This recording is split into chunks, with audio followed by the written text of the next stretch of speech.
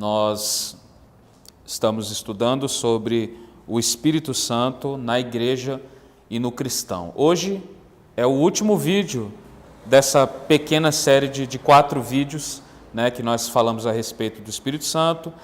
Primeiro nós falamos quem era o Espírito Santo, depois falamos o que significava ser cheio do Espírito Santo, falamos sobre batismo também, falamos sobre a diferença das visões, das linhas teológicas a respeito do batismo com o Espírito Santo. E hoje nós vamos falar sobre o Espírito de Deus na igreja. No outro estudo, qual foi gravado, foi para o YouTube, nós falamos a respeito do Espírito na vida do cristão, algumas ações do Espírito Santo na vida do cristão diretamente, e falamos sobre autocontrole, sobre coisas que o Espírito de Deus ele faz nas nossas vidas, a qual ele interfere diretamente. Então, hoje nós vamos falar a respeito do Espírito de Deus na igreja. Como que o Espírito Santo ele atua na igreja? Primeira resposta, através dos crentes. Ok? Então, o Espírito de Deus ele não é aquela coisa que a gente cantava antigamente. Quando eu cheguei aqui, meu Senhor já estava. A gente cantava esse corinho antigamente, mas não. O Espírito de Deus ele atua na igreja por meio dos cristãos. Então, a vontade de Deus, através do Espírito, é derramar a sua virtude sobre nós, derramar o seu amor em nosso coração, para que a gente venha ser igreja, para que a gente venha sinalizar o reino de Deus como igreja, aqui onde nós estamos, aqui no Vila Natal, e isso só é possível através do Espírito de Deus, só é possível através do poder de Deus. Por exemplo, em um culto público, como domingo nós temos culto público, às 18 horas, se alguém entra e eu apenas estou falando aqui e não houver Espírito de Deus, o que vai acontecer? Nada. Então, é através do poder do Espírito que ele faz com que a palavra dele venha a ser aplicada ao coração. Então, o Espírito de Deus ele aplica essa palavra que é pregada ao coração das pessoas. Então, resumidamente, eu poderia falar que sem o Espírito de Deus não há igreja. Sem o poder do Espírito de Deus não há igreja. Aliás, o início da igreja do Senhor no Novo Testamento, em Atos dos Apóstolos, foi o poder do Espírito Santo. Primeiro, o poder do Espírito Santo teve que descer sobre os crentes, sobre os cristãos, para que então a igreja pudesse ter uma expressão maior, uma expressão mais viva. Até então, a igreja naqueles dias era conhecida como aqueles do caminho. Eles eram aqueles do caminho, que seguiam o caminho que era Jesus. Mas a partir de Atos dos Apóstolos, quando o Espírito de Deus ele desce com poder, ele empodera os crentes, os cristãos, ele derrama poder, ele derrama ousadia, ele derrama intrepidez para os apóstolos pregarem a palavra. A partir desse momento que a igreja ela ganha uma expressão maior. Então, nós não podemos falar de igreja sem falar do Espírito Santo, ok? Então, o Espírito Santo na igreja, ele opera através das nossas vidas. E antes da gente entrar, a gente vai pincelar rapidamente, hoje é rapidamente mesmo, cada dom, a gente não vai parar em cada dom, tá? Hoje é sério, a gente não vai parar em cada dom. Então a gente vai só dar uma pincelada rápida em cada dom. Por quê? Por que dom? Pastor, você não vai falar do Espírito Santo na igreja? Sim, o Espírito Santo na igreja trabalha através dos crentes, derramando dons sobre os crentes. Então, como que a igreja ela se torna expressiva na comunidade? Como que a igreja se torna relevante? Como que a igreja pode ser chamada de uma igreja cristã? Através dos cristãos, nos quais é derramado dons espirituais. Esses dons é derramado pelo Espírito de Deus. Então, essa é a forma do Espírito Santo fazer com que a igreja não morra. Por que a igreja está viva hoje? Porque o Espírito de Deus continua derramando dons sobre a igreja. O Espírito de Deus está vivo, Deus está vivo, o Senhor está vivo. Então, quando há uma igreja que entende a manifestação do Espírito, que entende o poder do Espírito, então eles vão se submeter a esse poder e eles vão entender que alguém sozinho não faz nada. Eles vão entender que o Espírito de Deus está atuando no Luiz, está atuando no Deli, está atuando na Ariane. A igreja vai entender que a igreja não é um pastor, a igreja não é um bispo, um evangelista, a igreja somos nós. Então, como que nós temos esse entendimento? Só através do Espírito de Deus. Por isso que eu sempre falo que é necessário nós entendermos a Trindade, para que a gente chegue a essa concepção, para que a gente chegue a esse senso, né, de que nós entendemos o que é ser igreja. A gente precisa entender que a Trindade são três em um só Deus: Pai, Filho e Espírito, e são um só Deus. São três pessoas distintas e um só Deus. Então, da mesma forma, a igreja é composta de várias pessoas diferentes, com gostos diferentes, com estilos diferentes, com cabelos diferentes, no meu caso sem cabelo, né? Como do Luiz também. São gente totalmente diferente, porém há uma liga, há algo em comum que liga essas pessoas. Há algo maior do que estilo, há algo maior do que roupa, há algo maior do que voz, há algo maior do que dom. O que é esse algo maior? É o Espírito de Deus que une essa igreja harmonialmente. Harmonizadamente. Selo professor português. Então o Espírito de Deus ele faz isso, né? Ele une a igreja. Então, antes da gente entrar aqui em 1 Coríntios, eu estou falando sobre isso e eu quero que você entenda a importância disso, né? Quando o Espírito de Deus ele une uma igreja, ele derrama dons na igreja e há esse entendimento no meio dos crentes que cada um é importante para a vida da igreja, a igreja só tende a crescer. Muitas vezes a igreja ela está parada, muitas vezes a igreja não sai do lugar, muitas vezes a igreja está estacionada porque os crentes não colocam em prática os seus dons. Alguns porque não sabem quais são os seus dons, alguns até sabem no fundo, mas têm medo, alguns porque não querem mesmo, né? Alguns pelo fato de não querer compromisso maior, porque sabe que uma vez atuando no seu dom, isso vai requerer dele um tipo maior de responsabilidade. Então ele não quer isso, ele quer ser uma pessoa normal, né? Ele quer ser uma pessoa que vem para o culto e depois vai para a sua casa, essa coisa de ajudar a gente, essa coisa de pagar conta do irmão, essa coisa de ajudar financeiramente um outro irmão, isso daí é coisa para os pastores, para os obreiros, né? Então, muitas vezes a igreja fica estacionada porque cada um não toma aquilo que Deus colocou para si. Uma outra coisa, também um outro motivo para uma igreja ficar estacionada, é que muitas vezes nós espiritualizamos as coisas, né? A gente acha que dom é apenas alguém que chega no aleijado e fala, tchê! E aí o aleijado sai andando. Ele acha que dom é apenas o cara estar lá no velório e fala, levanta! E ele levanta e sai andando. Ele acha que dom é isso, as pessoas elas espiritualizam e acham que dom é apenas dom extraordinário.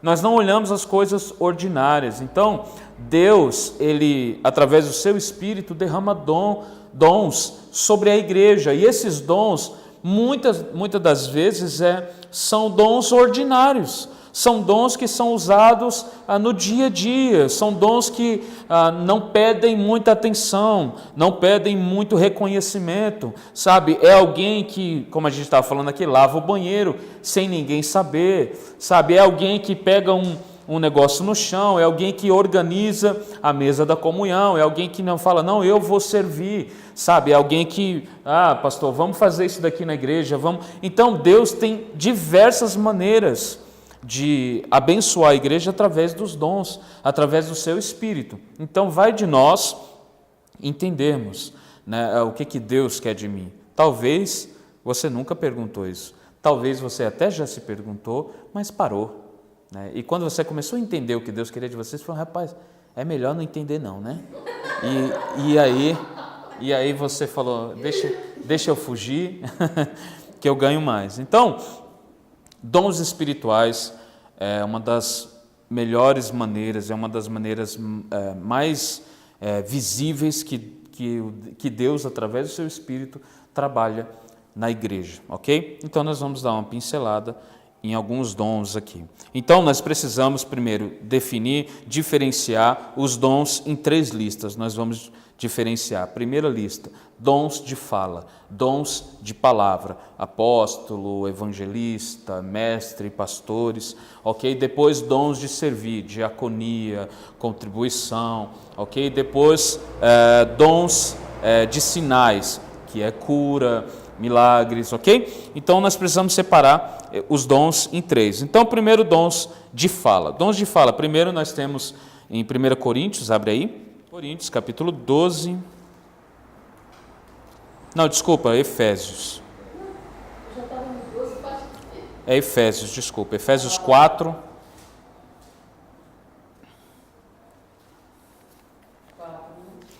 Efésios 4, a partir do 6.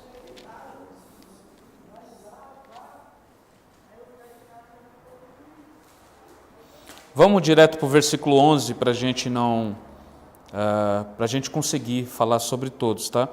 Versículo 11 fala: Ele designou alguns para Efésios 4, 11. Ele designou alguns para apóstolos, outros para profetas, outros evangelistas, outros para pastores e mestres. Eles são responsáveis por preparar o povo santo para realizar sua obra e edificar o corpo de Cristo. Então, nós temos aqui alguns dons de fala. Primeiro, apóstolo, depois profeta, evangelista, pastores e mestres. Então, são todos dons ligados ao ministério da palavra, ok? São todos dons que estão ligados ao ministério de falar, né? Dons da palavra. Então, primeiro, o apóstolo. Apóstolo, no grego, significa enviado. Quem hoje é apóstolo? Ninguém hoje é apóstolo. E quando eu falo isso, ninguém hoje é apóstolo na mesma condição e com a mesma autoridade apostólica que os autores bíblicos, que os apóstolos bíblicos tinham. Então, hoje, não há nenhum apóstolo nesse sentido, né, de que tinham a mesma autoridade dos apóstolos. Qual o problema dos apóstolos brasileiros, né? A gente tem um modo muito tupiniquim de resolver as coisas, né? Então, os apóstolos brasileiros, eles não simplesmente dizem que são apóstolos. Eles vão além, eles falam que ele tem essa autoridade apostólica aqui, que eles ouvem de Deus uma palavra e ele traz uma nova revelação, algo que nós não acreditamos, ok? A revelação, que eu digo, é algo que vem acrescentar a Bíblia já está completa. Ok? Não precisa de mais nada. A revelação principal já está completa. Então, o apóstolo ele precisava ter 3 coisas para ser um apóstolo. Ok? Primeiro, ele devia conhecer Jesus pessoalmente. Segundo, ele devia ser uma testemunha ocular da ressurreição de Jesus. E terceiro, ter o ministério dele autenticado por milagres e maravilhas. Essas 3 coisas se aplicam aos apóstolos de hoje? Não. Ok? Então, hoje nós não temos esse ministério, esse apóstolo, né, com esse mesmo peso apostólico que havia nos apóstolos bíblicos. Ok? Hoje, um ministério que se aproxima do apostolado é o de missionário. É alguém que é mandado para um lugar onde não há muito acesso, ele vai lá, planta uma igreja, ele deixa um pastor, vai para outro lugar, planta uma outra igreja. Isso é um ministério apostólico, mas nem por isso ele é um apóstolo, ok? Então, esse ministério se assemelha ao ministério apostólico. Profeta. Quem é profeta? Hoje, se tem um dom que é muito bagunçado hoje, que vira bagunça esse. Qualquer um diz que é profeta hoje. E por que ele diz que é profeta? Por falar que ele está trazendo uma previsão do futuro, né? Um dos significados da palavra profetizar é proclamar, é falar. Sabe, o profeta antigamente ele era chamado por Deus, Deus dava uma mensagem para o profeta, né? E o profeta, ali, no meio do povo ali, ele erguia sua voz e começava a proclamar uma palavra, e uma palavra que não era de ordem natural, é uma palavra que vinha diretamente de Deus. Então, a autoridade não era do profeta, a autoridade é da palavra. O profeta era apenas um porta-voz dessa palavra que tinha autoridade. Então, proclamar é profetizar. Nesse mesmo sentido, hoje, se alguém está pregando no culto, ele está profetizando. Pastor, mas não há profecias que dizem a respeito de uma previsão, alguma coisa que Deus fala? Nós temos muitos homens, nós temos o profeta Garbo, no Novo Testamento, em Atos, que ele diz uma profecia para o apóstolo Paulo, ok? Isso depois do Pentecoste, ok? Nós temos diversos homens, hoje, principalmente no meio reformado, né? Homens de peso, nomes de peso, como J. Packer, tivemos Spurgeon também, John Piper, homens que usaram palavras diferentes, mas falaram que já testemunharam a presença desse dom. Uns falaram assim: eu tive uma impressão de Deus. Outros falaram: eu tive uma espécie de impressão profética. Outros vão falar: eu senti de Deus. Outros vão falar: Deus falou ao meu coração. Mas no fim é a mesma coisa, ok? Uma palavra que Deus deu a respeito de alguma coisa que ia acontecer, ou alguma coisa relacionada à vida de alguém que Deus iria falar. Agora, eu creio nisso, nós acreditamos nisso, a Igreja Missão Graça Abundante acredita nisso. Agora, nós somos continuistas, cremos na continuidade dos dons nos dias de hoje, porém somos cautelosos. Então, quando eu não creio em uma, entre aspas, profecia, quando essa profecia ela não vai estar de acordo com essa palavra. Qual o critério, pastor, para saber o que é certo e errado? Essa palavra. Pela Bíblia eu posso saber se essa profecia ela é bíblica ou não, se essa profecia está de acordo com a palavra de Deus ou não. Muita gente usa a frase de Lutero, né? E principalmente quando o cara chega na igreja reformada, ele já, né?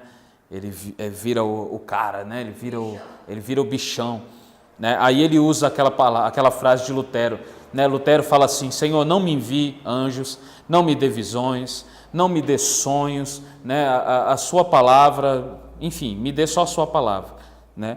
Então, assim, eles usam essa frase de Lutero, né, para falar: não, é isso aí, eu quero a sua palavra e tal, e eles rejeitam, né, qualquer coisa que Deus possa fazer além da sua palavra. Então, eu acho isso burrice.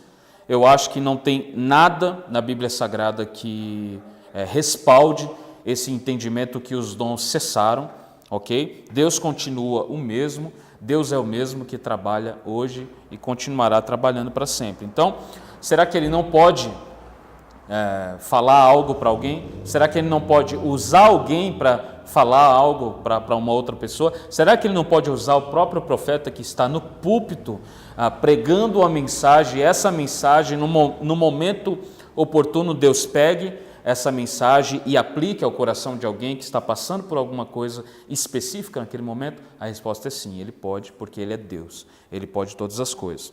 Então esse é o profeta, é aquele que profetiza. E como eu disse, profecia não está limitada à questão de previsões do futuro, mas inclui também, ok? Evangelista é um dom, né? A gente precisa diferenciar a questão do dom e do dever. Todos nós temos o dever de evangelizar, todos nós recebemos, né, isso em nós. Jesus, ele disse: ide por todo mundo, pregai o evangelho a toda criatura, né? Então, assim, cada um de nós temos o dom de testemunhar. Nós somos testemunhas, né? A testemunha, ela testemunha, ok? Então, a testemunha, ela vai falar do quê? Ela vai falar daquilo que ela ouviu, ela vai falar daquilo que ela viu. Isso que uma testemunha fala, ela testifica, ela testemunha do que ela tem visto, do que ela tem ouvido. Então, nós, como testemunhas, testificamos isso. Tudo que Deus tem feito conosco, tudo que Deus tem falado conosco, ok? Então, o dom do evangelista é uma dádiva, né? A pessoa que tem um dom de evangelista é alguém que tem uma tem uma facilidade enorme de pregar, tem uma facilidade enorme de testemunhar o evangelho para uma outra pessoa, né?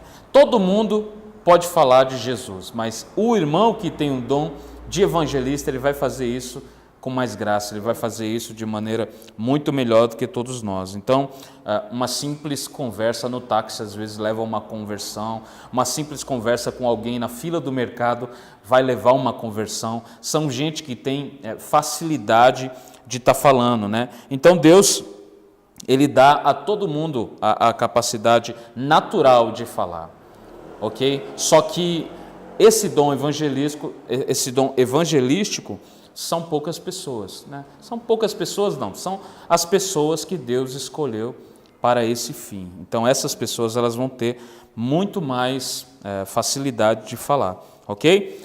Pastores, esse dom ele se encaixa naquela expressão exortadores. O pastor naquela época, né, era uma profissão, né? Pastor era alguém que conduzia as ovelhas. Ele tinha o dever, ele tinha a responsabilidade de conduzir as ovelhas. Ele devia levar a ovelha nos pastos, né, onde tinha grama verde, o que naquela época não era tarefa fácil, né, porque a terra era árida, a terra era seca. Então o pastor ele tinha essa responsabilidade de levar, e ele andava com as ovelhas no deserto, até achar uma área verdinha, né, onde tinha ali uma pastagem, onde tinha ali águas correntes, né, e as ovelhas iam ali, bebiam água, né, e comiam grama. Ou seja, essa é a tarefa de um pastor. Deus deu esse dom e a Bíblia diz que Ele deu uns para pastores, Ele deu pastores à igreja. Isso é algo maravilhoso. Por quê? Porque se Deus deu pastores à igreja, quer dizer que Ele colocou alguém, né, para cuidar dessa igreja. Essa igreja não está por aí vagando no deserto. Essa igreja tem um pastor que é apenas um auxiliar do sumo pastor. Ele tem um pastor que conduz as ovelhas, mas esse pastor ele presta contas ao sumo pastor, né? Ao nosso grande pastor, que é o Senhor. Muita gente hoje tem um pouco de preconceito em relação a pastores, né? Pastor é dinheiro, pastor tá rico, pastor aí tá de carro e os irmãos estão a pé. Se eles virem aqui na igreja, eles vão ver que isso não é verdade. O pastor hoje chegou com uma coxinha e um bolinho de carne, comendo. Então, não é uma realidade para nós aqui, né? Então,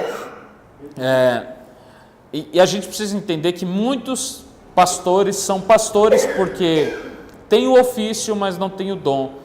Então tem essa diferença, ofício não é dom, cargo não é dom. Tem gente que tem o cargo de pastor, mas não tem o dom de pastor. E tem gente que tem um dom de pastor, mas não tem o ofício e o cargo de pastor. Então tem gente no meio da igreja que às vezes foi chamado para ser um pastor, mas está vacilando, entende? Está viajando na maionese, está falando de direita à esquerda, entendeu? Está perdendo tempo, ok? Então, Deus, Ele chama, primeira coisa, Deus chama pastores, Deus dá pastores à igreja. E um dos critérios que Deus sempre vai chamar um pastor esse pastor está ocupado.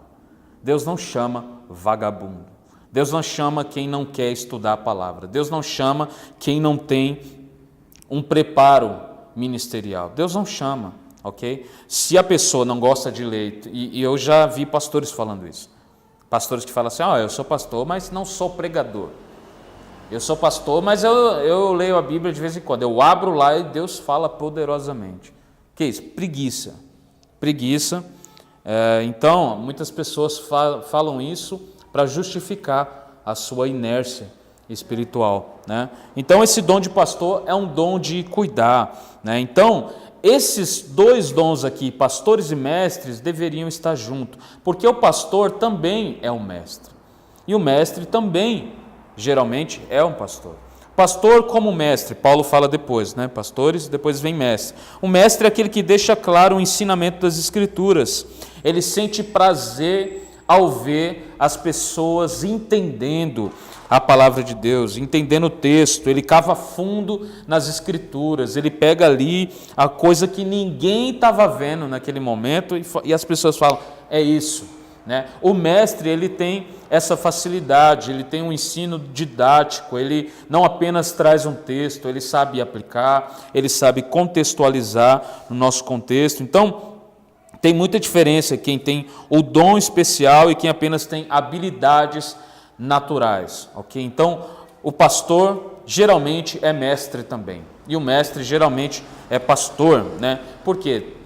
O mestre, ele é alguém que quer transmitir o conhecimento da palavra de Deus. E se esse mestre é um pastor, une duas coisas maravilhosas, ok? Que é o quê? O dom de cuidar, o dom de conduzir as ovelhas, né? O dom de ajudar, de cuidar, de conversar. O pastor às vezes é psicólogo, o pastor às vezes é psiquiatra, o pastor às vezes é tudo ao mesmo tempo, o pastor às vezes é porteiro, o pastor às vezes é cantor, o pastor às vezes é tudo, né? E se ele une essa coisa do mestre, que eu acho que todo pastor deveria ser um mestre, eu acho isso, né? Que se alguém capaz de transmitir o ensinamento da palavra de Deus, seria muito bom. Então, todos esses 5 dons que nós temos visto aqui, eles estão ligados ao ensino das Escrituras, a fala, a palavra é o grande instrumento para a edificação da igreja. E aqui a gente já precisa colocar um ponto. Eu falei agora sobre os dons de fala. Não liguem, tá? Eu estou sendo um pouco rápido para a gente conseguir falar tudo. Então, eu dei apenas uma pincelada por cima, ok? Então, hoje vai ser muito assim, eu vou estar falando, mas vocês podem me interromper, obrigado. Vocês podem me interromper, você vê como às vezes uma palavra some completamente, né? Vocês podem me interromper a qualquer momento que vocês quiserem. Então, baseado nesse texto aqui, a palavra é o meio principal de edificação da igreja. Ok? Uma igreja só é igreja se houver esses dons aqui sendo manifestados. Se houver o exercício desses dons, ok? Então, ministério apostólico, que é o missionário, é alguém que está plantando igrejas, é alguém que quer chegar no lugar e plantar uma igreja, quer levar Jesus onde ninguém quer ir, e, né, o evangelista, o profeta, o pastor, o mestre, todos esses são ministérios da palavra e são os ministérios principais de uma igreja, ok? O ministério principal da igreja é a palavra. Uma igreja que tem tudo, mas não tem uma palavra que é uma palavra boa, que é o evangelho genuíno sendo pregado, não é uma igreja. É tudo menos uma igreja. É um clube onde as pessoas vão ouvir música, vão se verem, né? vão se ver aos fins de semana, mas não é uma igreja porque não tem a pregação genuína do evangelho. Então, esse foi os dons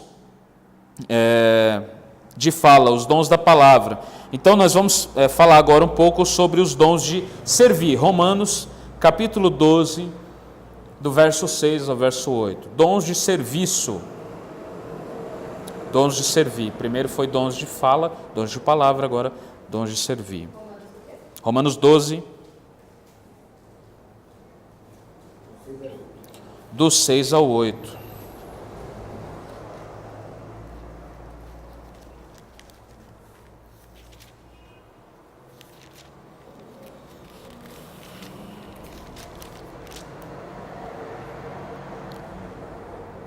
Amém? Romanos 12, do 6 ao 8. Está escrito: Deus, em sua graça, nos concedeu diferentes dons.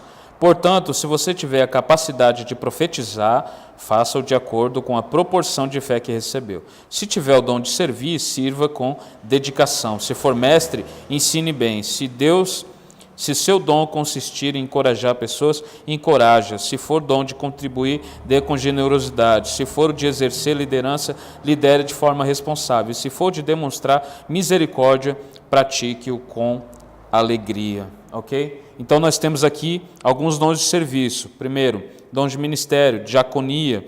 Nós temos dons de contribuição, nós temos dom de presidência ou liderança e nós temos dons de misericórdia. Então, vamos falar primeiro a respeito do dom de servir. Paulo fala aí no versículo 6 que ele concedeu diferentes dons Então, se nós temos capacidade de profetizar, faça de acordo com a proporção da fé. No 7, se tiver o dom de servir, servir é o significado da palavra ministério. Ministério significa serviço. Então, um dos ministérios que a igreja possui é a diaconia. O que é a diaconia? É os chamados diáconos, né? Em algumas igrejas só tem diáconos e outras igrejas têm diáconos e diaconisas. Okay? Quem são essas pessoas? Algumas pessoas acham que o diácono é alguém que está acima de alguma coisa, é alguém... Não, o diácono serve. Ok? Diaconia também aponta para serviço. É o mesmo significado. Então, servir é a diaconia. Então, às vezes, nós pegamos alguns irmãos na igreja que tem o prazer de servir. Esses irmãos servem para ser diáconos. Ok? Serve para ser diácono, para ser diaconisa. Por quê? Porque eles estão ali para servir. O que um diácono vai fazer? Ele vai servir. Servir aonde, pastor? Servir em tudo.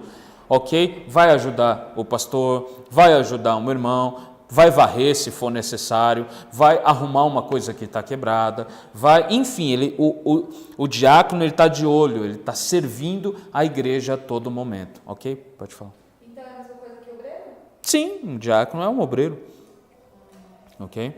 É porque tem igreja que tem obreiro e diácono. Então, é uma besteira. É uma besteira. Todos são obreiros. Oi? Não. Afinal de contas, todos são obreiros. Não. Então, assim, nem todos são obreiros. O problema é o quê? Tem gente que... tem igreja que tem o nome, né? O obreiro é um cargo, né? Ele é um obreiro. Ok, mas que obreiro? Né? Porque um obreiro, ele está fazendo a obra. Mas que obra? Obreiro não é um ofício. Diácono é. O diácono está servindo. O obreiro é, por exemplo, o evangelista, o presbítero, o pastor, são todos obreiros.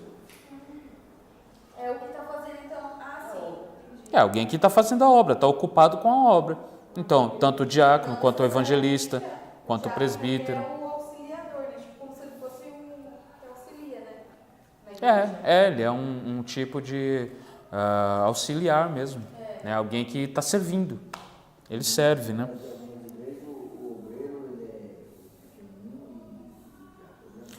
O obreiro em algumas igrejas tem outro nome, não é nem obreiro, é cooperador. Né? Principalmente nas igrejas da Assembleia de Deus, o obreiro é esse cooperador. Então, tem uma escada, né? O primeiro cara ele é cooperador, depois ele é diácono, depois ele é presbítero, depois ele é evangelista, depois ele é pastor. Então, em algumas igrejas é assim, mas cooperador, obreiro é a mesma coisa que um diácono faz. Só que às vezes as pessoas fazem essa distinção, né? Mas não tem distinção nenhuma, ok? Inclusive nós estamos de olho em alguns irmãos aí para separar para a diaconia, para o diaconato. Né? Nós precisamos de irmãos para servir. O que vai mudar, pastor? Nada.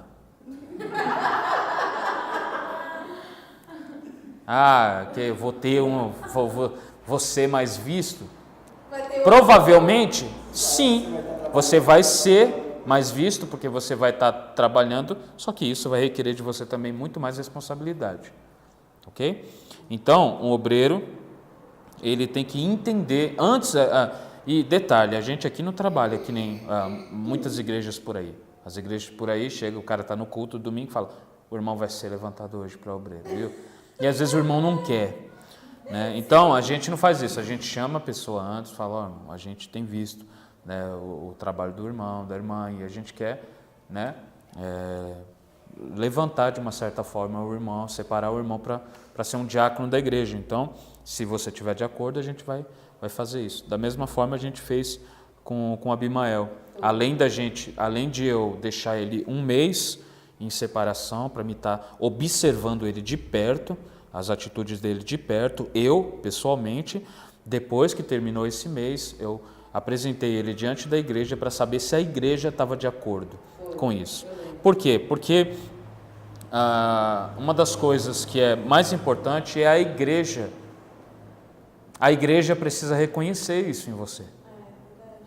Não adianta o cara chegar e falar, eu sou pastor, mas se a igreja não reconhece ele como pastor, ele é tudo menos pastor. É verdade.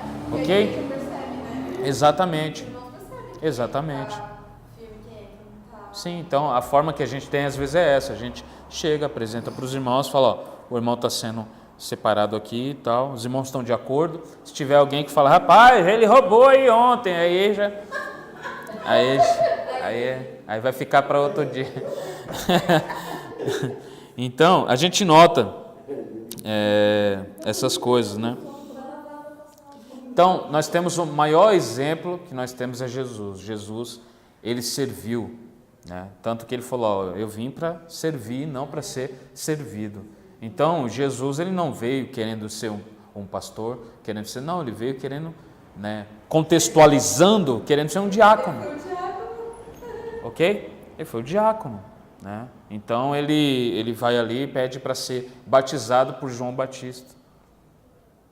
Entende? Então, ele naquele momento, ele coloca João Batista como uma autoridade maior do que ele, né? E ele fala, ó, importa que isso aconteça. Então, nós temos essa realidade no Cristo, né? Que ele quer servir, ele não quer ser serviço.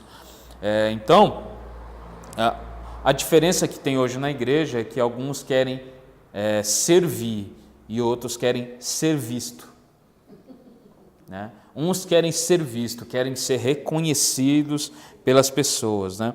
Então alguém que é um diácono, alguém que serve, alguém que se precisar varrer, ele varre, ele fica na porta para recepcionar as pessoas, ele arruma as cadeiras, ele sempre está pronto a ajudar. Então, é isso, ele quer servir, ok? Não é alguém que está esperando o pastor falar, irmão, tem como você fazer isso aqui?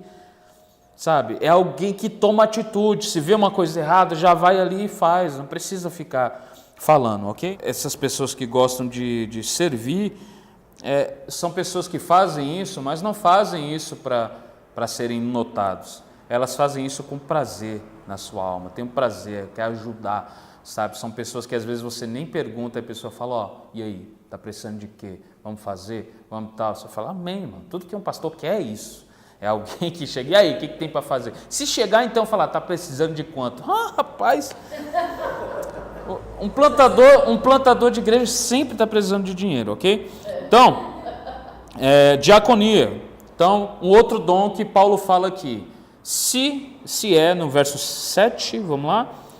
Se tiver o dom de serviço, for mestre em... Verso 8, desculpa. Gente, eu não estou na Bíblia de vocês, não. Tá, presta atenção, Romanos 12, verso 8. Se o seu dom consistir em encorajar pessoas, encoraje. Se for o dom de contribuir, dê com generosidade. Dom de contribuição.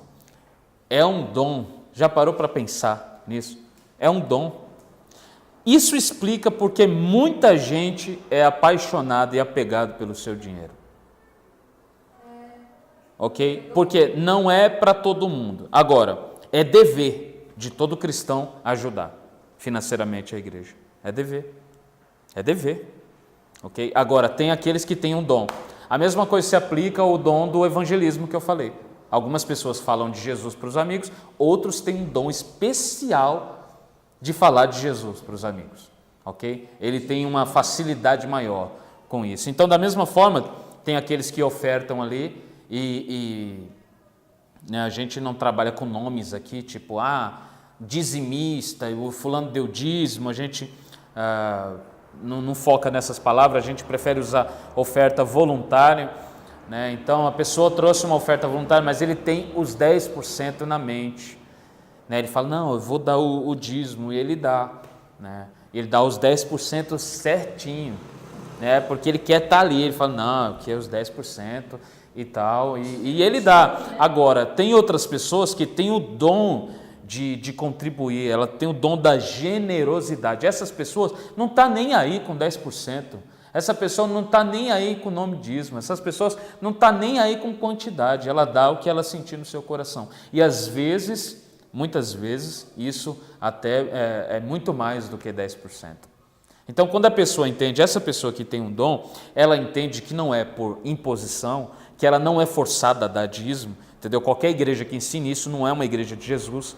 Qualquer pastor que que fique forçando as pessoas a ofertar, a dizimar. Isso é um lobo, isso é alguém que não tem compromisso nenhum com Deus, ok? Agora, quando é ensinado essa questão da contribuição voluntária, aquilo que é do seu coração, quando esses irmãos que têm o dom da generosidade, que têm o dom de contribuir, né, façam isso com generosidade, Paulo falou, essa pessoa ela sente prazer em dar. E muitas vezes o valor excede a 10, entendeu? Excede a 20, ok? Então nós temos dois exemplos. Por exemplo, uma pessoa que fica nos 10%, porque é o dízimo, porque tal, uma pessoa que não tem esse dom, ele vai ficar ali e tal, e às vezes dá 10, às vezes dá 20, né? E fala, rapaz, eu poderia dar 50, mas olha, e a pizza?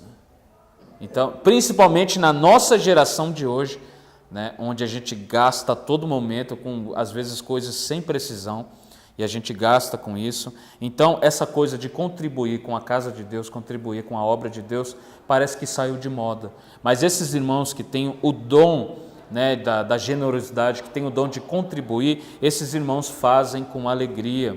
Ok? E muitas vezes eles não se apegam à questão de valores, não se apegam a uma porcentagem, ok? Quando ele entende que o dízimo não é aqueles 10% só, que não é forçado, esses irmãos às vezes dão mais. A gente teve muitas experiência aqui de irmãos que entenderam isso. Antigamente ele dava um dízimo ali de R$100 ali todo mês e tal. Quando ele entendeu, ele dá 150, dá 200, por quê? Porque ele entendeu. E às vezes dá 80, porque não tem. Ok? Então a questão é essa, não se focar em coisas pequenas, né? Focar em quantia e tal. Mas se existe uma verdade e um fato é esse. O cristão, ele ama ajudar a obra de Deus. Um cristão que tem Cristo na sua vida, ele ama em ajudar. Se alguém não ajuda a igreja, e quando eu falo isso, não ajuda a igreja porque não quer, ok? Não estou falando dos desempregados, daqueles que não podem ajudar, mas se alguém não ajuda a igreja e pode ajudar a igreja, esse alguém, irmão, está longe de ser um cristão. Está longe até de ser considerado um membro da igreja. E outra coisa, obreiros que não ajudam financeiramente na igreja, não é obreiro. Não é obreiro, é tudo menos obreiro. Porque quando alguém ajuda, a gente só... Eu ouvi isso hoje do pastor Leonardo Gonçalves, pastor conhecido meu, de Minas Gerais, estava falando no grupo, ele falou, a gente só investe dinheiro naquilo que a gente acredita. Ele disse, eu só invisto dinheiro naquilo que eu acredito. Quando eu invisto o dinheiro, aí ele falou, Ageu, você quer ver se alguém acredita nessa obra? Essa pessoa vai colocar dinheiro nela. Essa pessoa vai investir nisso. Qualquer coisa na vida. Então, a gente só investe valor nisso. Então, detalhe, isso que eu estou falando de generosidade, eu estou falando apenas de dinheiro, mas tem diversas coisas. Por exemplo, tem gente que fala contra a Igreja Universal. Eu sou um dos que falam contra a Igreja Universal, porque eu particularmente não acredito que é uma igreja cristã. Ok? Minha concepção é aquela que prega o Evangelho, ok? Se não prega o Evangelho, se Cristo não é o centro, então não é uma igreja cristã. Mas enfim, muitas vezes tem muita ênfase na questão da generosidade, na questão das ofertas, na questão dos dízimos, dos sacrifícios, né? E tudo aquilo, eles pegam pesado nessa área do dinheiro, tal. Mas tem gente que vai lá e dá sem dó, ok? Dá sem dó, ele doa o carro, ele doa a moto, ele doa tudo, e você pergunta, por quê? Eu não estou falando de gente besta que dá e fica sem nada, sabe, que dá tudo e fica sem nada para viver, isso aí é burrice, ok? Não precisa. Agora, é válido e é bíblico, ok? Nós vemos em Atos dos Apóstolos, a igreja ali se unindo, e a Bíblia fala o seguinte, que cada um depositava nos pés dos apóstolos tudo aquilo que eles tinham. E muitas vezes alguns vendiam terras, vendiam coisas, tá? Para quê? Para o avanço da obra de Deus. Então, meus irmãos, isso é um dom de contribuição. Então, tem gente que vai dar, tem gente que não vai dar, e geralmente o que não dá é aquele que não está nem aí mesmo. Não está nem aí mesmo, ok? E saiu uma pesquisa, esses dias eu até falei isso na igreja, de 100%, 20% apenas na igreja geralmente ajuda financeiramente. Já parou para pensar, irmão? De 100%, 20% só ajuda financeiramente? Mas eu acho que a maioria das igrejas. A gente paga o aluguel aqui de R$700 e geralmente a gente tem, todo mês, a gente tem entre 2 e 3 pessoas só que ajudam financeiramente. Assim, todo mês. Não seria algo estranho para uma igreja que é cristã, para uma igreja que está lutando para o avanço do reino de Deus? Ou será que a gente não está tão preocupado com o avanço do reino de Deus ao ponto que estamos em comer uma coisa gostosa ou gastar dinheiro com nada, com coisas banais? Então, meus irmãos, é coisa séria para se pensar. Isso soa muito comum vindo de um pastor, não é? Eu falando isso, as pessoas falam, está falando isso aí porque é pastor. Porque não, irmãos, não. Ok? Isso demorou para mim entender. Até eu já fui um desses bestas que ficava dentro da igreja e falava, pastor quer meu dinheiro. Eu já fui um desses bestas. Ok? Então, muita gente não entende isso. Ok? Então, a forma que Deus, através do seu Espírito, Ele abençoa a igreja também, dando financeiramente, dando esse dom de contribuir. Então, tem gente às vezes que vem de longe. Nós temos um irmão aqui que ele é alguém que, ele não é um membro oficial da igreja, mas ele vem, ok? Mas ele é de um outro lugar. E ele vem e todo mês ele ajuda financeiramente a igreja. E ele ajuda, não tem negócio de valor, não tem 10%, ok? Ele ajuda, às vezes ele vem com 300, às vezes ele ajuda com 400. Olha, um irmão, tá? Um só irmão, às vezes, quase paga o nosso aluguel todo. Isso aí é vida abençoada. Um só irmão. E aí a gente tem mais 18 falando que não tem dinheiro, sendo que 15 trabalha. Então, é uma coisa só para se pensar. Só para se pensar. Então, vamos lá. Outro dom que Paulo fala, dom de presidência ou liderança. Liderança ou presidência significa no grego estar à frente, dom de liderança, ok? Então é estar à frente de alguma coisa. Paulo, ele denomina esse dom em Coríntios 12, de governos. Ele chama de governos, né? Muitas vezes, e a gente precisa até entender essa questão. Uma palavra que significa guiar. É por isso que o governo hoje, a gente tem no governo vários políticos e políticos que foram colocados, e a gente acredita nisso, né, que Deus está na frente de todas as coisas. Todos esses políticos estão lá porque Deus, de alguma forma, quis que eles estivessem lá. Ok? Agora, restringindo isso a uma igreja, dom de presidência e liderança, é alguém que está à frente. Isso é um dom também. Não é todo mundo. Não é todo mundo que tem o jogo de cintura para aguentar tanta coisa que uma liderança tem que aguentar. Ok? Não tem. Então, muitas vezes tem gente que fala assim, eu quero estar à frente de uma coisa. Às vezes fala, irmão, está aqui, a responsabilidade com você. Você está na liderança de tal ministério. Dá 2 semanas a pessoa não dá fruto nenhum. Dá 1 mês não dá fruto nenhum. Dá 2 meses não dá fruto nenhum. Dá 3 meses não dá fruto nenhum. Tem o dom? Não tem. Ok? E dar fruto que eu estou falando não é apenas trazer alguém, não é apenas fazer aquilo que aquele ministério diz para ele fazer, mas trabalhar nesse ministério como alguém que está à frente. Alguém que está à frente não pode ter algumas coisas que os outros têm. Alguém que está à frente, alguém que lidera, alguém que tem esse dom de liderança, ele não pode, por exemplo, ser preguiçoso, como muitos da igreja às vezes é. Ele não pode ser alguém que está esperando alguém falar, ele tem que ser, vamos gente, alguém que está na frente tem esse dom, é alguém que chama as pessoas, é alguém que puxa as pessoas, fala, vamos para frente. Então, esse homem, por isso que a Bíblia fala, né, Paulo escrevendo a Timóteo, ele fala que o presbítero ou pastor, né, ele deve ser alguém irrepreensível, né? Ele deve ser alguém que conduz, que saiba conduzir a casa de Deus. E Paulo até fala, se alguém, falando dos presbíteros e dos pastores, se alguém não sabe presidir e liderar a sua casa, como esse vai liderar a casa de Deus? Paulo fala bem sobre isso. O que traz maior responsabilidade ainda. Porque, por exemplo, um líder de uma igreja, se ele não é um bom marido, o que Paulo está falando? Ele não é um bom pastor. Se ele não é o pastor na sua casa, ele não vai ser o pastor da casa de Deus. Deus não está doido? Ok? Então, dom de presidência, dom de liderança. Não é todo mundo que tem esse dom. Muitas vezes a gente tem essa luta, né? Tem gente brigando às vezes por liderança, né? Em alguns lugares por aí é comum ver isso. Eu vou ser o primeiro líder. Aí o outro fala, eu sou o segundo líder. O outro fala, às vezes tem até terceiro, né? Gente, inventa outro ministério e põe a pessoa. 3 líderes, e aí um fica querendo contra o outro, um fala e tal, e não vê a hora de, sei lá, essa pessoa, o primeiro líder sair.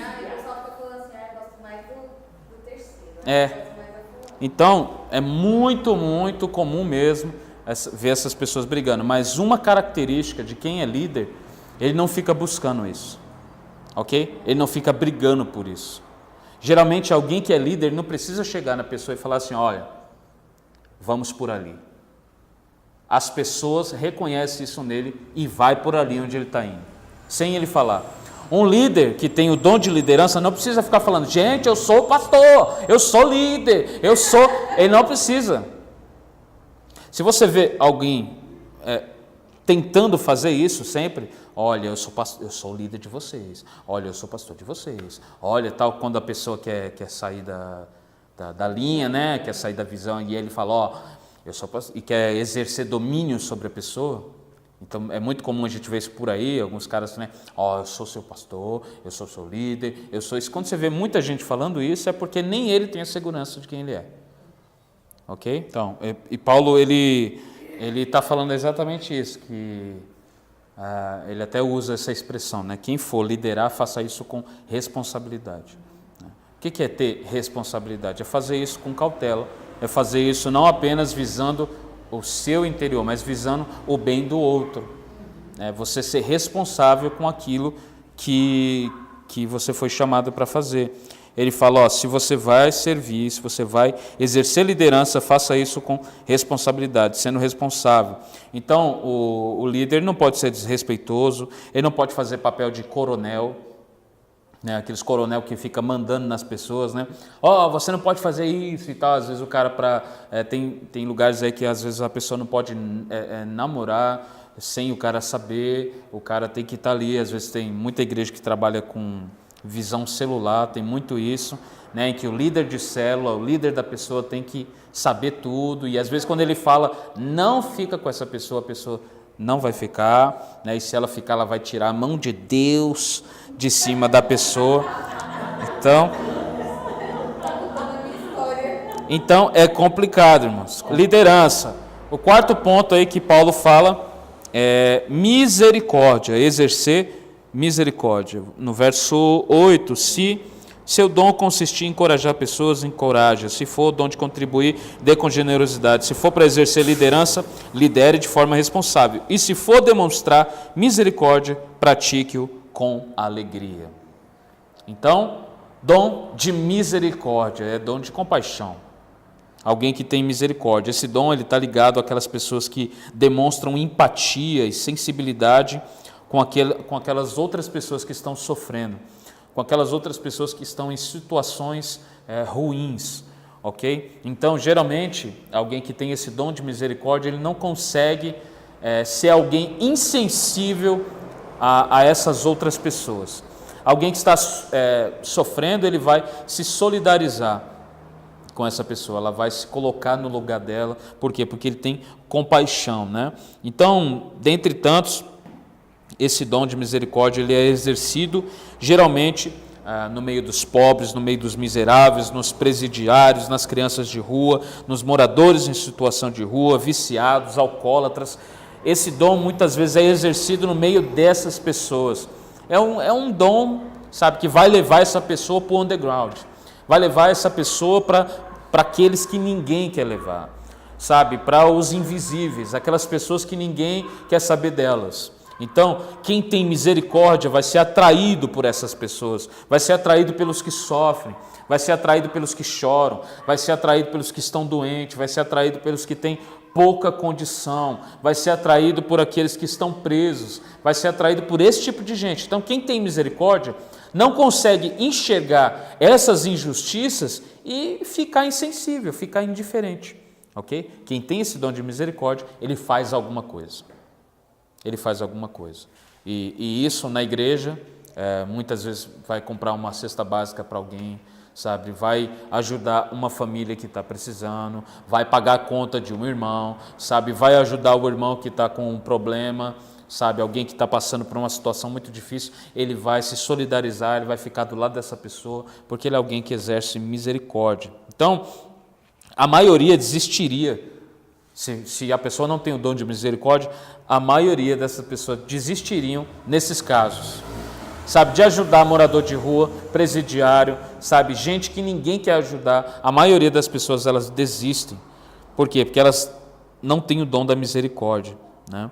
Então esse dom, ele se assemelha ao dom do samaritano. Sabe aquele samaritano que Jesus conta, a parábola, né? Alguém estava passando por um caminho, foi roubado, os salteadores veio, roubou, bateu nele, né, e ele ficou caído pelo caminho. Aí passou o sacerdote, que era sacerdote, mas nem por ser sacerdote tinha um coração misericordioso. A Bíblia fala que ele passa de reto, né, ele vai por um outro canto e passa direto. Vem o levita, que por ser um levita, por estar em contato totalmente com a obra de Deus, com o auxílio da obra de Deus, deveria sim olhar para essas pessoas, porque os levitas faziam isso, né? Eles cuidavam dos órfãos, cuidavam das viúvas, mas ele olha para aquele homem caído e ele passa reto também. E aí vem o samaritano, aquele que todo judeu odiava, aquele que não era eleito, né? Que era arminiano, estou brincando, mas ele vê o cara caído, vai ali, ajuda ele, coloca óleo nas feridas dele, leva ele para uma hospedaria, paga todos os cuidados médicos para aquele homem e fala, se tiver alguma coisa para fazer, quando eu voltar, eu pago. Então, o que é isso? É dom de misericórdia, ok? Essa misericórdia foi exercida por Cristo em nossas vidas, e a Bíblia fala, quando Jesus está pregando, né, o Sermão do Monte, ele diz que os misericordiosos alcançarão misericórdia. Então, é comum em um crente ele ter misericórdia, mas tem algumas pessoas que passam dos limites. É um coração tão misericordioso que é bonito de se ver, não é verdade? Então vamos falar agora sobre os dons de sinais para a gente terminar, ok? Dons de sinais. 1 Coríntios capítulo 12.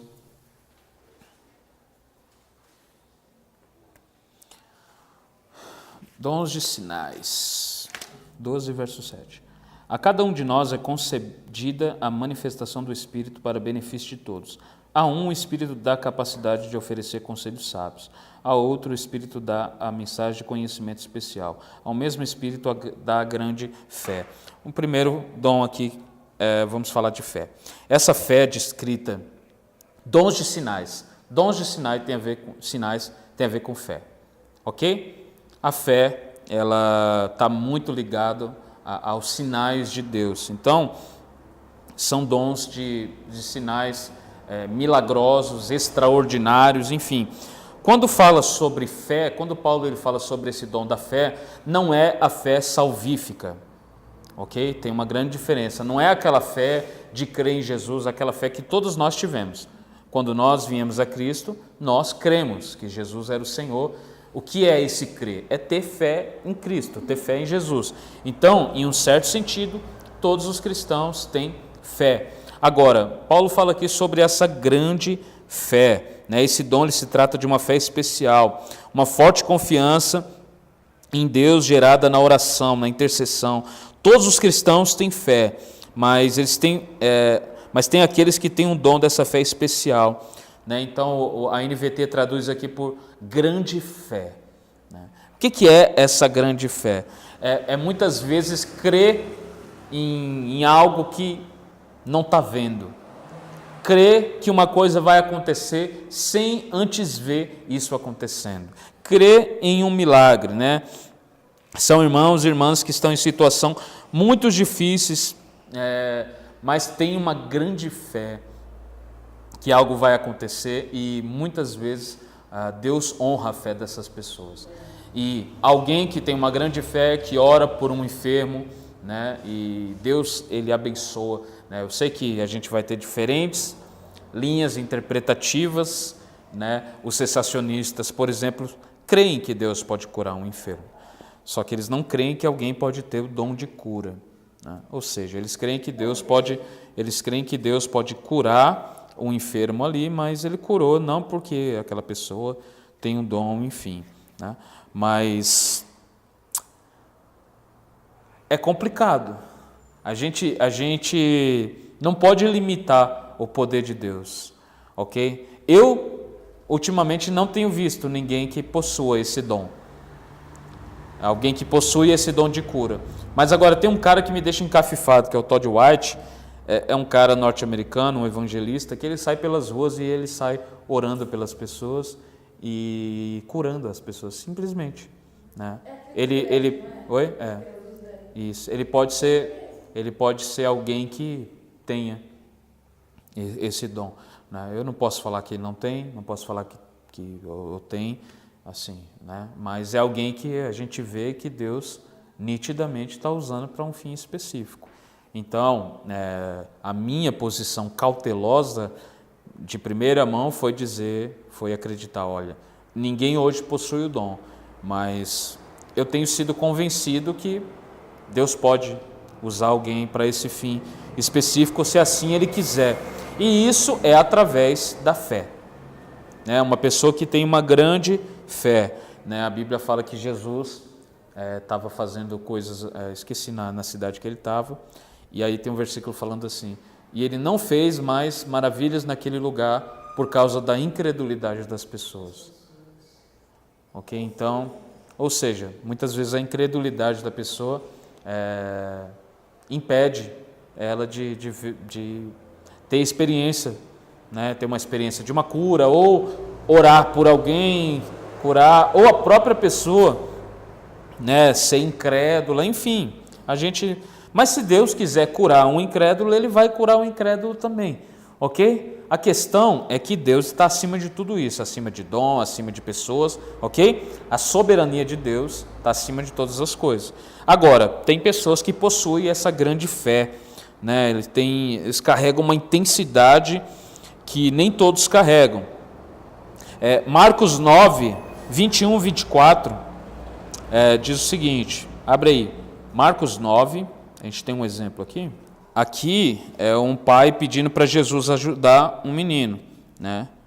E aí ele fala o seguinte, aqui é o pai dizendo para Jesus, verso 21, Jesus perguntou ao pai do menino, há quanto tempo isso acontece com ele? Desde que ele era pequeno, respondeu o pai, muitas vezes o Espírito o lança no fogo ou na água e tenta matá-lo. Tenha misericórdia de nós e ajude-nos, se puder. Aí, se puder, perguntou Jesus, tudo é possível àquele que crê. No mesmo instante, o pai respondeu, eu creio, mas ajuda-me a superar a minha incredulidade. Ou seja, o homem fala, eu creio, mas ajuda-me, porque é algo muito além de mim para eu crer. Mas eu creio, o primeiro passo ele dá. Ok? Ele diz, eu creio, mas eu sou uma pessoa incrédula. Então, me ajuda nesse sentido, me ajuda aí a vencer essa incredulidade, porque eu preciso, né? Então, tem até uma... Cadê? Aqui, ó, verso 28, vai lá em Marcos, onde a gente estava, 9, 28. Depois, quando Jesus estava em casa com seus discípulos, eles perguntaram, por que não conseguimos expulsar aquele espírito impuro, que é desse menino? Jesus falou, essa espécie só sai com oração, né? E outras traduções vai falar com jejum e oração, né? Então, o que é isso? Grande fé. Grande fé.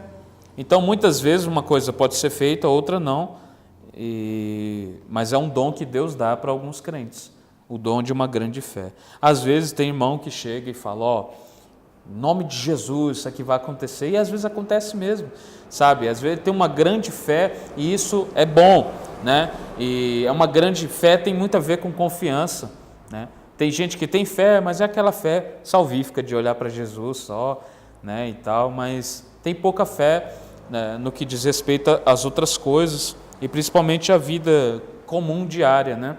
Então nós precisamos ter fé. Se nós não temos, nós devemos pedir, mas tem irmãos que têm essa fé especial, chamada aqui de grande fé.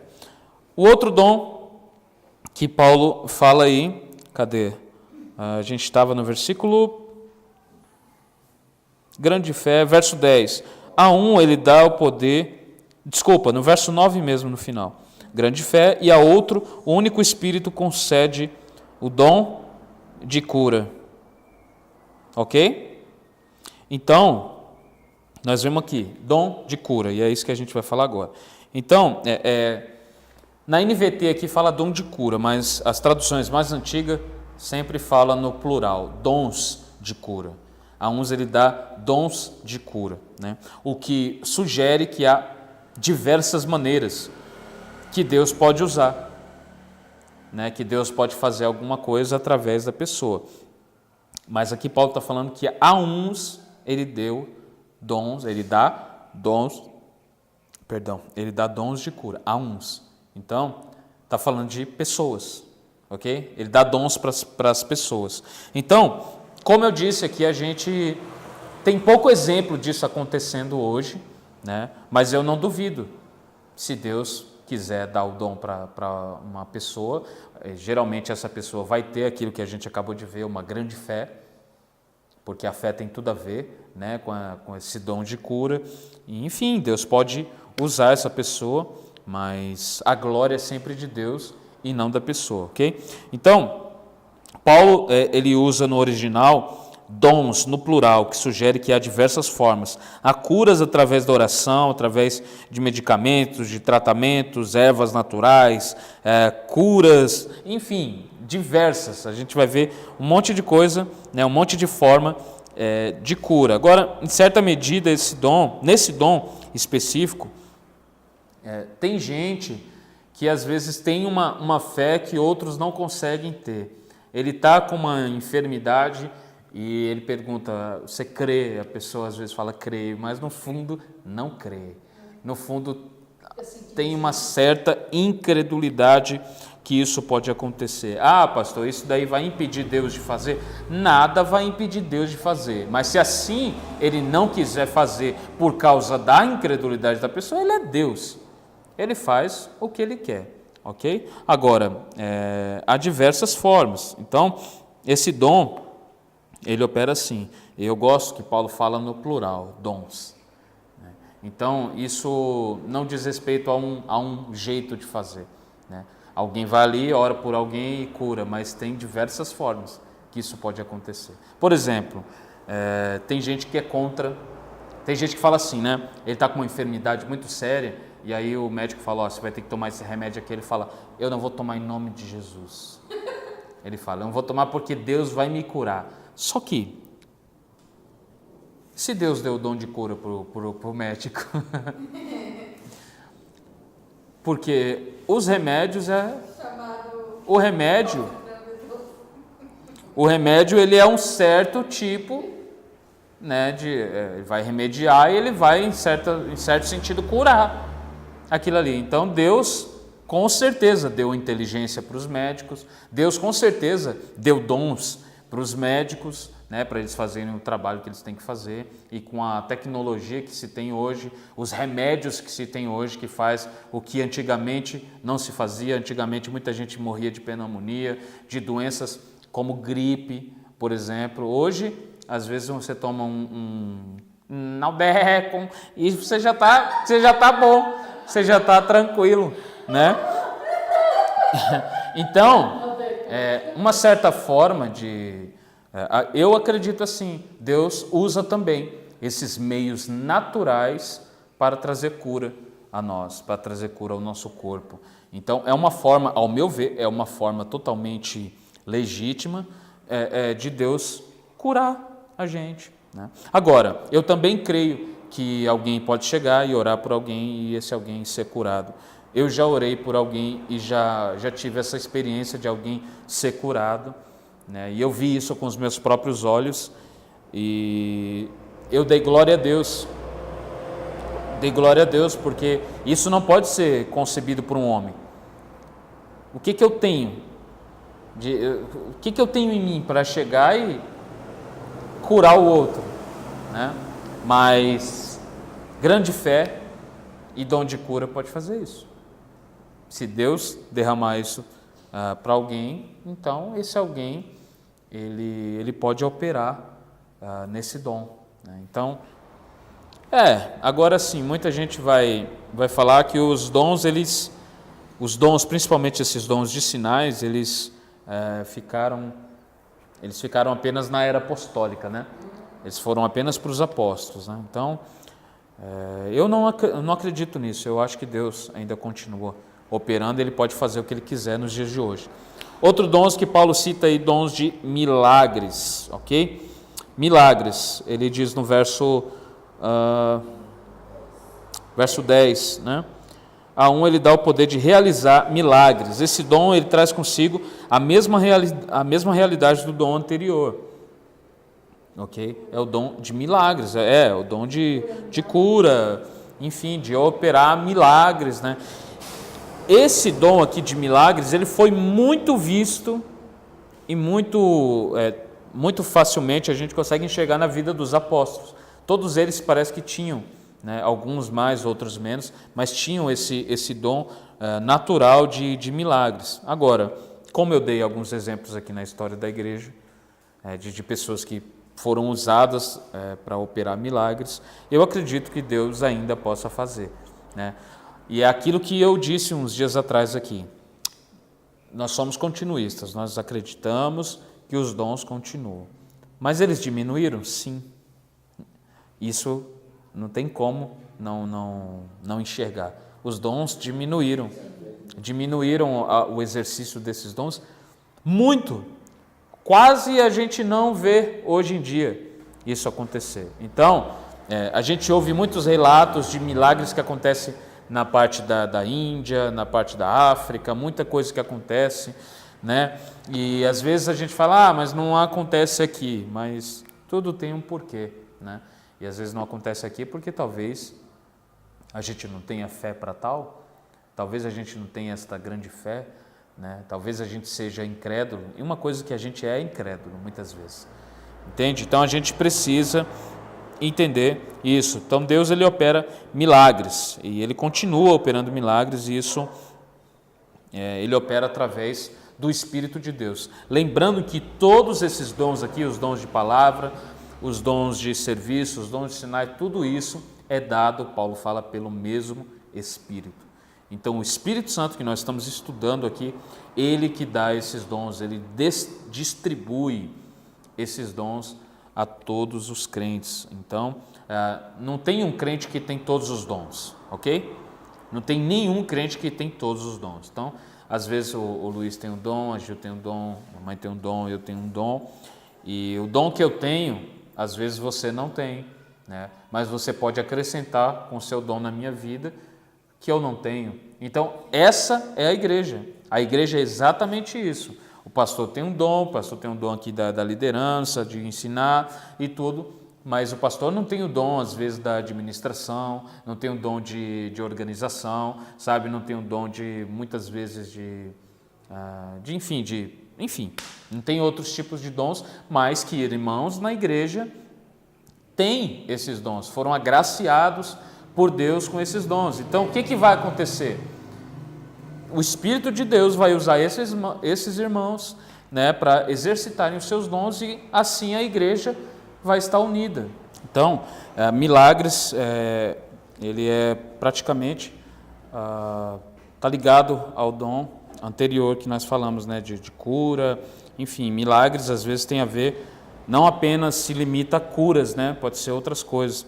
Então, o próprio Jesus, ele disse para Tomé, né, bem-aventurado aqueles que não viram, mas creram, né? Então, grande fé e essa fé pode possibilitar esses milagres. Então Deus pode derramar, se Ele quiser, isso sobre alguém e Ele pode operar, lembrando que a razão de todo dom, né, é Deus, ok? Então, se Deus usa alguém para curar, deu o dom de cura para alguém, esse alguém vai orar para alguém e esse alguém vai ser curado, só que é Deus que está curando, né? Então, da mesma forma, Deus pode usar alguém para orar por um milagre, o milagre acontecer, mas ainda é Deus que está operando esse milagre através de uma pessoa, né? Através de qualquer um que Ele queira assim fazer. Então, a ideia central de milagre, de qualquer dom, é Deus. Deus é o doador, ok? E o foco não é o dom, mas é o doador.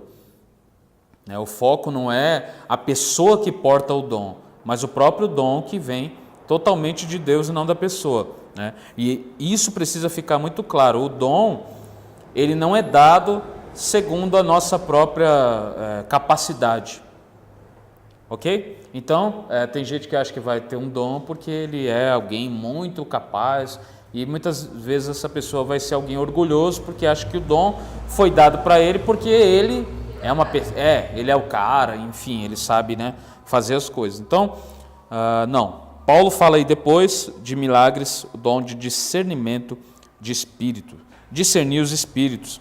A NVT, ela traduz aqui para a gente esse dom como uma capacidade de discernir se a mensagem é do Espírito de Deus ou outro espírito. Discernimento de espírito é um dom que todo crente deveria pedir, deveria ter, né?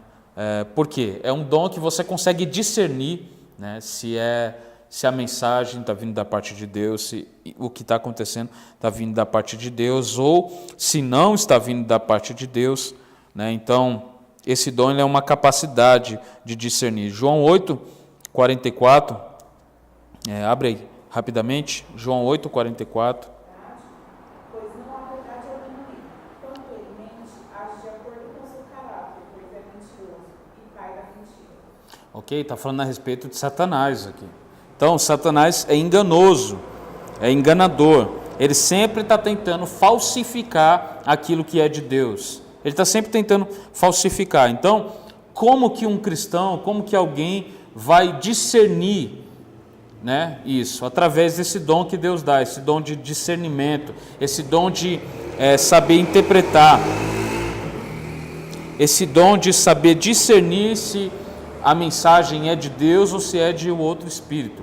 E usa aqui até se a mensagem é do Espírito de Deus ou outro espírito. Então, é um dom de discernir, um dom que você consegue olhar, né? Eu não sei se já aconteceu com vocês alguma experiência dessa, de você olhar e conseguir discernir que aquilo que está sendo dito ali não tem nada a ver com Deus, que Deus não está naquilo, ok? Muitas vezes até de você discernir que o próprio diabo está usando aquela pessoa para trazer um engano, né? Então os cristãos precisam ter esse discernimento do Espírito. Por ser um dom, não é um dom que Deus dá para todo mundo, não é todos que têm, mas esse é um dom que todo mundo deveria orar para ter, e naturalmente isso pode acontecer, né, se nós começarmos a ler a Bíblia, quando nós começarmos a ler a Escritura, a gente, através do próprio critério da Escritura, a gente consegue discernir se uma coisa é de Deus ou se uma coisa não é de Deus, ok? Mas há pessoas que Deus derrama um dom que vai muito além disso, muito além desse critério, né? Então é o dom de discernimento de espírito. Depois, por último, Paulo fala a respeito das línguas. As línguas, a gente falou um pouco aqui na semana passada, não deu para gravar, né? Mas esse dom é um dos dons mais polêmicos, né? Então a gente tem algumas posições teológicas sobre esse dom. Nós temos o pentecostalismo. O pentecostalismo, ele defende a posição que o falar em línguas, o falar em línguas é a principal evidência do batismo com o Espírito Santo. Nós temos o cessacionismo. O cessacionismo, ele defende a posição de que esse dom ele foi apenas para os apóstolos, né?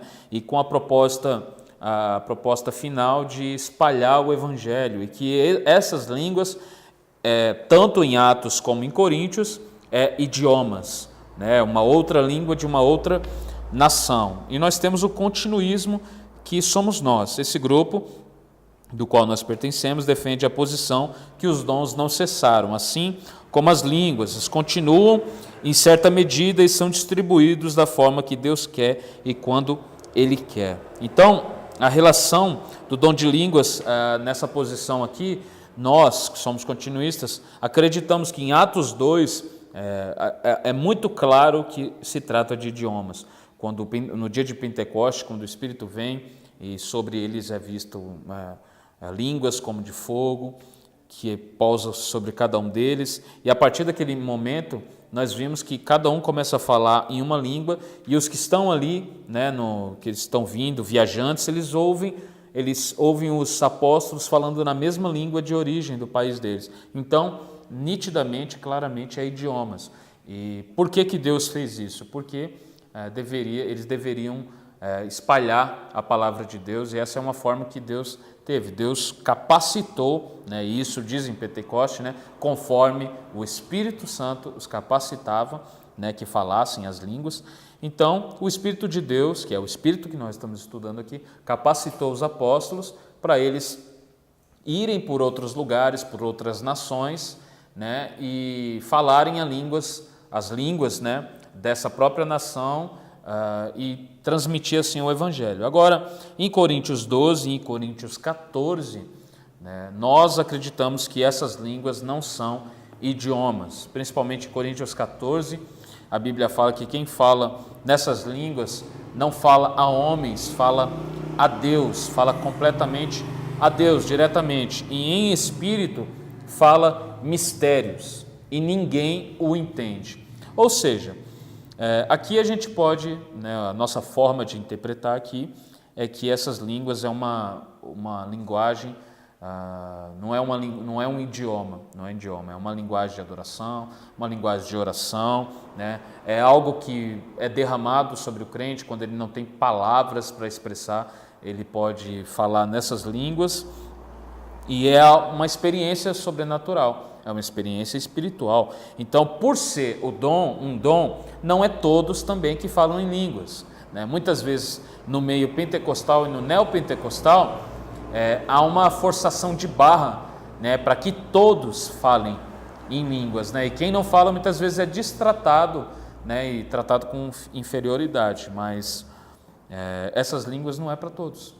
Ok? Nós temos muitos homens aí, temos John Piper, J. Carson, vários pregadores no meio reformado até, que são continuistas e acreditam na continuidade desse dom também. Nós temos no Brasil o pastor Franklin Ferreira, que é um dos mais conhecidos, que acreditam na continuação desse dom de línguas. Então, nós aqui não temos problema com o dom de línguas. Nós acreditamos que Deus pode derramar essas línguas, pode, enfim, nós acreditamos que o cristão pode orar em línguas, e a Bíblia fala que ele edifica a si mesmo quando ele ora em línguas. Por isso, não há ninguém falando em línguas em culto público aqui. Paulo fala aos Coríntios: se eu for ter com vocês falando em línguas, não vai trazer proveito nenhum. Até porque quem fala em língua edifica a si mesmo. Então, por isso, não tem sentido alguém ficar falando em línguas alto na frente do outro, principalmente falando em língua para o outro. Né? O que muitas vezes as pessoas fazem por aí, né?